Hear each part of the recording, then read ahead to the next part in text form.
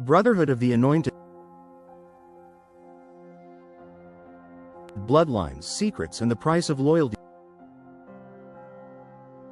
Part 1. The King's Fall. Chapter 1. The Last Supper. The cathedral was a sanctuary of flickering candlelight and whispered prayers. Heavy incense hung in the air, curling like spectral fingers toward the vaulted ceiling. The pews were filled with men clad in dark suits, their faces solemn, their devotion an act of ritual rather than faith. Don Salvatore Bellini stood at the altar, his presence as immovable as the marble statues of saints that surrounded him. His silver hair was neatly combed back, his weathered face unreadable. He was a relic of a dying age, the last great patriarch of the Brotherhood of the Anointed.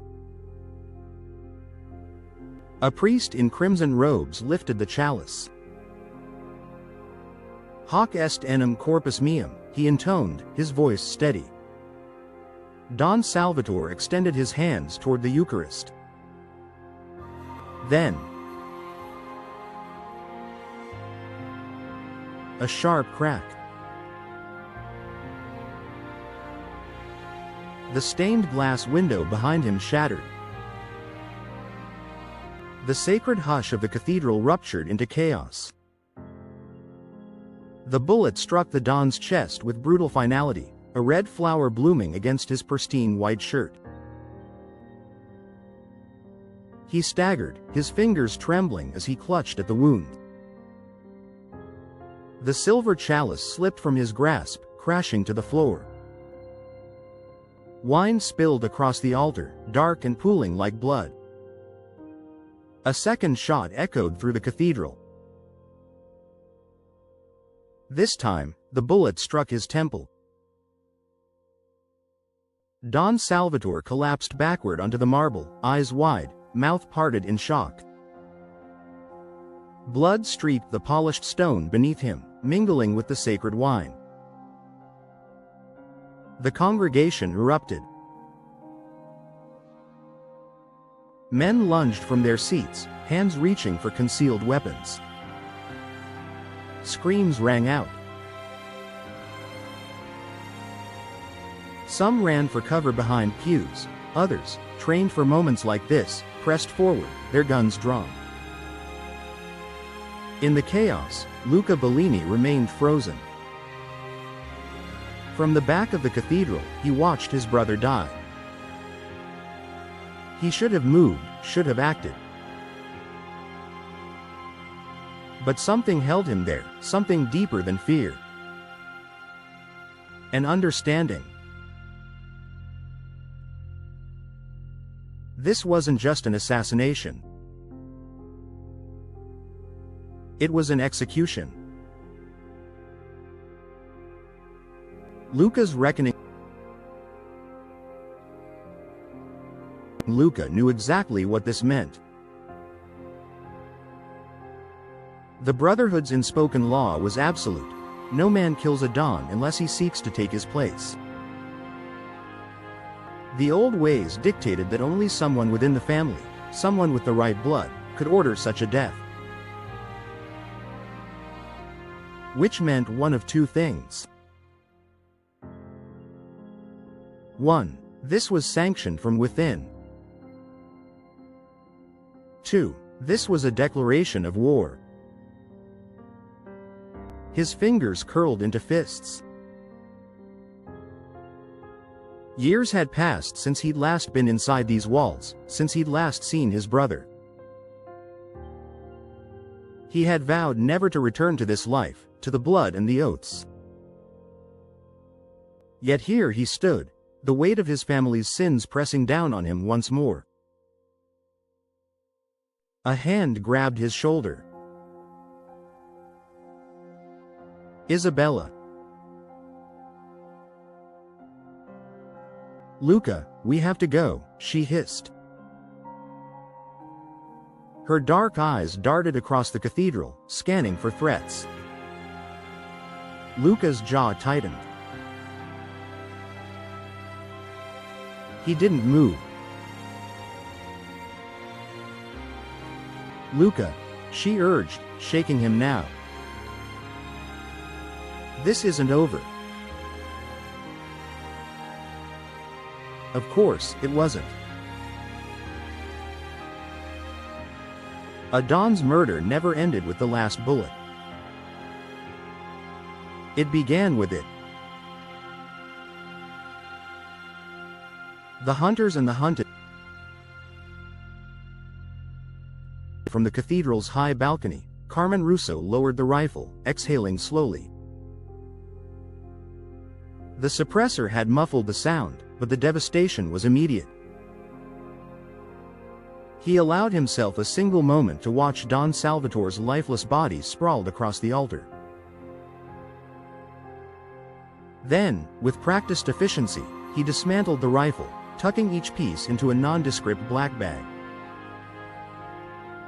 Behind him, a figure stepped from the shadows. "You were seen," the voice murmured. Carmen turned, eyes narrowing. "No, I wasn't." The figure stepped closer, the dim light catching the silver chain around their wrist, the mark of the Brotherhood. "The ledger," the voice said. "Where is it?" Carmen smirked. "Somewhere Luca will find it." He slung the bag over his shoulder. "And when he does, he'll come straight to me." The figure hesitated. "Why give him the advantage?"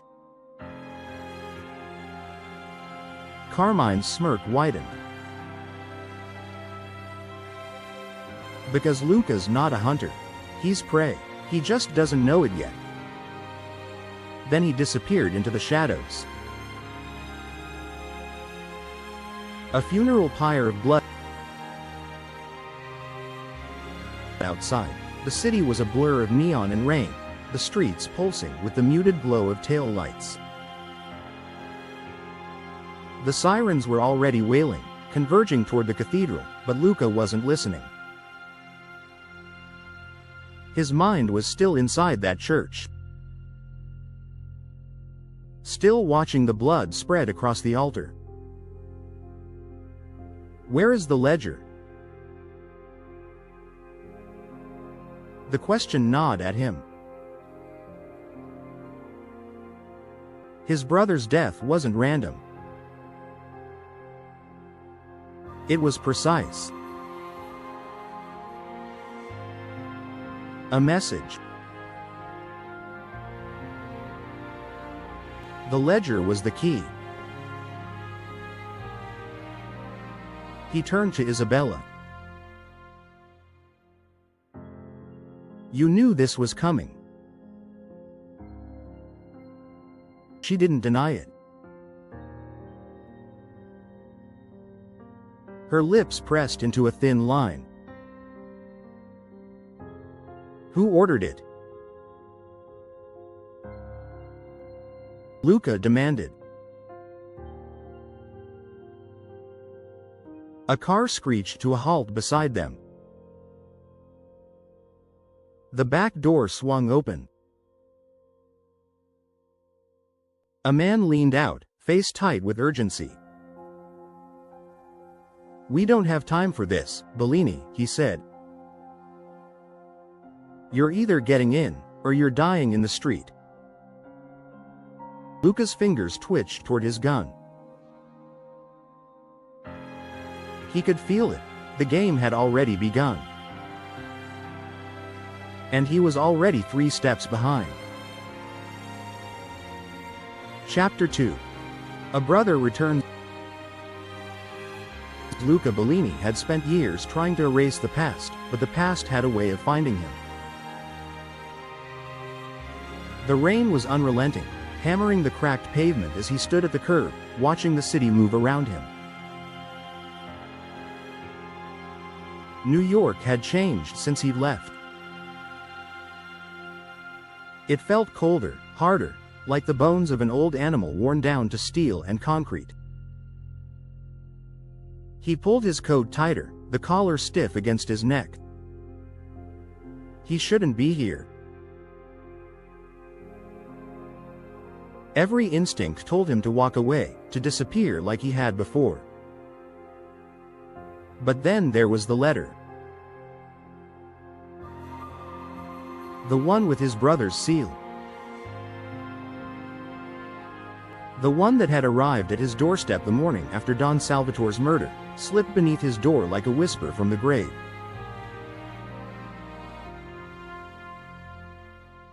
Luca's fingers clenched the note in his pocket, the words burned into his mind. Luca, if you're reading this, I'm dead. Find the ledger. It will tell you everything. Trust no one. The ledger. That damn book again. He exhaled sharply and stepped toward the black sedan idling at the curb. The back door swung open before he could reach for the handle. Isabella sat inside, her silhouette framed against the neon haze. A cigarette burned between her fingers, the ember flaring as she took a long, steady drag. Get in, she said. Luca hesitated. Isabella arched a brow. You don't have a choice, Luca. You never did. He didn't like being told what to do. But she was right. He slid into the car. The door shut with a muted thunk, sealing him inside. The cost of silence. They drove in silence, the city rolling past like a ghost town under the weight of the storm. Luca kept his gaze on the blurred reflections in the window, his mind miles away. Where have you been all these years? Isabella finally asked. Luca didn't answer. She sighed, flicking ash from her cigarette. You think you're better than us, don't you? No, he said evenly. I think I was smart enough to leave. A bitter smile tugged at her lips. And yet here you are. Luca turned to her. Why did you call me, Isabella? She exhaled slowly. Because Salvatore knew he was going to die. Luca stiffened. Explain. Isabella tossed the cigarette out the window. He was trying to dismantle the Brotherhood, strip it down to nothing. He wanted out. He wanted you to take it down with him. Luca let out a quiet laugh, shaking his head. That's insane. Salvatore was the Brotherhood. He would never betray it. He would, she said, her voice like steel. And he did. That's why he's dead. Luca looked away, gripping the bridge of his nose. The weight of it all pressed against him. It wasn't just about Salvatore. It was about everything. The oaths, the blood, the sins buried beneath years of silence. He had walked away once. But some debts didn't disappear. The offer he couldn't refuse. The car pulled into an underground garage beneath a nondescript building in Brooklyn. The moment they parked, two men in tailored suits opened the doors. They didn't ask. They simply expected. Luca followed Isabella up the stairs, past the polished marble floors and heavy oak doors that led into a dimly lit study. And there, waiting behind an ornate desk, was Carmen Russo. Luca's stomach twisted. Carmen smirked. "Welcome home, Luca." Luca didn't move. Carmen gestured toward the empty chair across from him. "Sit." Luca remained standing. "You have 5 minutes." Carmen chuckled. Always the stubborn one. He leaned forward, lacing his fingers together. "You know why you're here. The Brotherhood is at war. Your brother is dead, and the ledger, the key to everything, is missing." Luca's jaw tightened. "I need your help," Carmen said. Luca scoffed. "You need my help? You killed Salvatore." Carmine's smile didn't falter. "That's an accusation." "It's the truth." Carmen shrugged. "Truth is an illusion in our world, Luca. You know that better than anyone." Luca clenched his fists. "Why would I help you?" Carmen leaned back, his expression turning cold. "Because if you don't, you'll die just like Salvatore." Silence filled the room. Luca didn't flinch.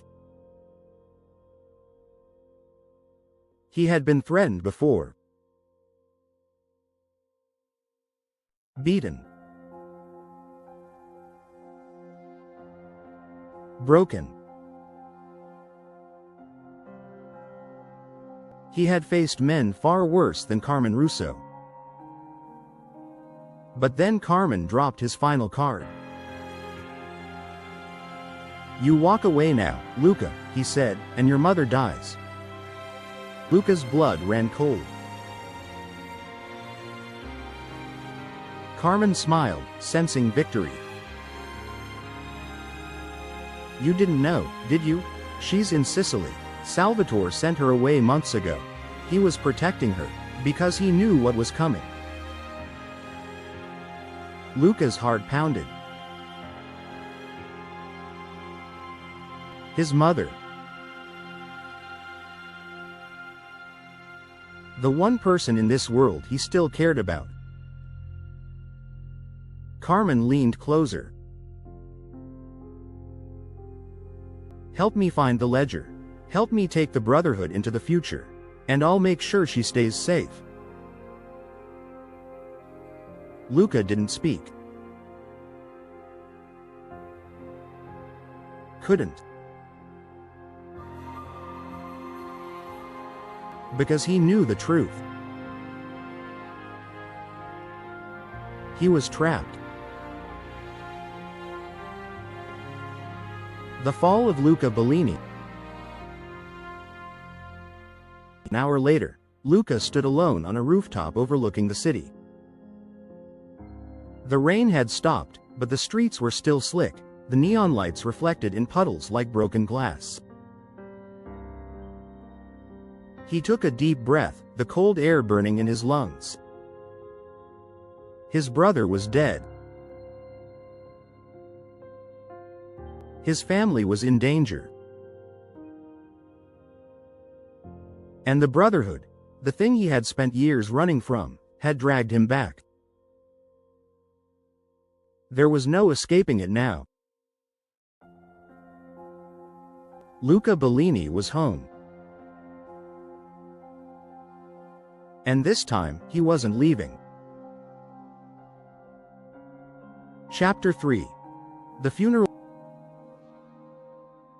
The bells tolled over St. Dominic's Cathedral, their deep, mournful chimes rolling across the city like distant thunder. The rain had stopped, but the sky remained bruised and heavy, a fitting backdrop for the funeral of Don Salvatore Bellini. A line of black sedans stretched down the street, their tinted windows reflecting the solemn procession of mourners moving toward the church steps. The Brotherhood had turned out in force, lieutenants, foot soldiers, old Sicilian men draped in black, their lined faces unreadable. But beneath the grief, beneath the murmured prayers and the scent of incense, the funeral was a battlefield. Luca Bellini stepped from his car, adjusting the cuffs of his suit. He could feel the weight of 100 stares pressing into him, their whispers carried on the wind. He came back. Did you hear? He showed up just in time. Salvatore's little brother, the priest. He ignored them and walked toward the church doors. At the top of the steps, Carmen Russo waited. Their eyes met. Carmen smirked slightly, but it was a calculated expression, just enough to remind Luca who held the cards. Brother Luca, Carmen said, voice smooth as silk. I'm glad you could make it. Luca didn't take the bait. Move.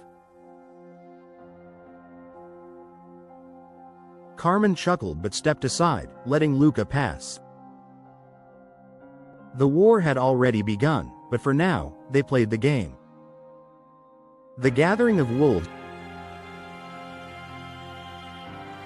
Inside, the cathedral was a grand, cavernous thing, its vaulted ceiling lined with frescoes of saints staring down with pity and judgment. The coffin rested before the altar, Don Salvatore Bellini's final throne. It was a heavy, hand-carved thing, dark mahogany with gold inlays. The Brotherhood had spared no expense. But it wasn't respect. It was a show of power. Luca moved through the sea of mourners, every face a mask. Allies. Enemies. Traitors. Some clasped his hand in greeting, their fingers cold and dry. Others barely concealed their disdain. And then there was Isabella.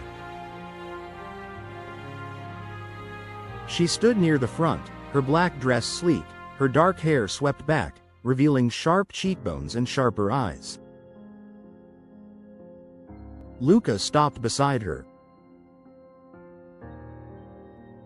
You look good in black, she murmured. I don't plan on wearing it for long. She smiled, but it didn't reach her eyes. You should. There'll be more funerals before this is over. They both knew it was true. The eulogy of lies. The hush fell over the cathedral as Father Marco stepped to the pulpit. The old priest's voice was steady, but his hands trembled slightly as he spread them over the coffin. Don Salvatore Bellini was a man of great influence, he began. A leader, a protector, a force that shaped this city. Luca watched the crowd. Carmen sat near the front, his head bowed in false reverence. The lieutenants flanked him, their expressions carved from stone. Luca saw the way they shifted, the way their eyes flicked toward Carmen for cues. Loyalty had already begun shifting. Father Marco continued. He was not a perfect man, but he was a man of conviction. And conviction, my brothers and sisters, is a rare thing in this world. Luca barely heard the rest. His attention was locked on Carmen. And on the empty space where Salvatore's right-hand man should have been. Enzo Vescari. A ghost of a man. A killer. A loyal soldier. Missing. Luca leaned toward Isabella. Where's Enzo? She didn't answer. But the way her fingers curled against the fabric of her dress told him she was wondering the same thing. The first shot. The moment the eulogy ended, the power plays began. The mourners moved in clusters, whispers replacing prayers. Deals were being made, alliances reinforced, enemies sized up. Luca stayed near the coffin, watching the chessboard unfold. Carmen approached, nodding politely to the guests before turning to Luca. Touching, he said, gesturing toward the altar. Very moving. Luca didn't react. Carmen leaned in slightly. You should speak, brother. Give them something to believe in. Luca's jaw tightened. And why would I do that? Because they're looking for a leader. Luca scoffed. They already have one, you. Carmine's smile widened, but his eyes remained cold. For now. The words hung between them. A challenge. A promise. Then, a gunshot rang out. Screams erupted. Mourners scattered, knocking over candles and chairs. Luca turned, instincts taking over. Blood spread across the altar steps. Father Marco lay crumpled on the floor, a single bullet in his chest. Luca's stomach twisted. He barely had time to react before a second shot split the air. The bullet slammed into Don Salvatore's coffin, shattering the polished wood. A message. A declaration. No one was safe. Luca's eyes darted through the chaos, scanning the rafters, the side exits. Where did the shot come from? Carmen was already moving, his men pulling him toward the doors. Luca grabbed Isabella's arm. Get out. She didn't argue. The Brotherhood was officially at war. And the funeral had been the first battleground.